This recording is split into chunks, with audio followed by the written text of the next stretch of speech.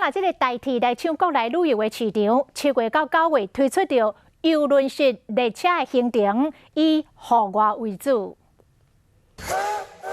坐火车来看台湾美景，要抢国内旅游市场，代替嘛来插一卡。7月到9月有亲像坐邮轮的火车行程，全台湾拢有。东部3日游，带你去台东看热气球嘉年华，鹿野的地乡，太麻里的金针花季，去住5彩饭店，或者是南部3日游，离海参馆住暝，去看新营小火车，还佫有100年的车站。这样侪行程，足侪好耍的所在，已经有足侪人入门啊。每年夏天都有忠孝宝岛号。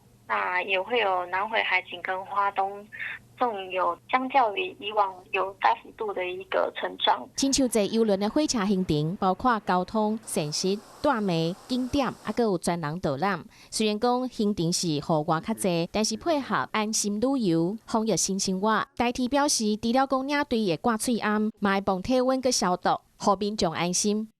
我们还是以亲子共游为主。受到疫情的影响，原本代替到这款的行程，4月到6月停开，7月停开，6月份新订得当先享受，但是7月中买当配合3倍券来使用。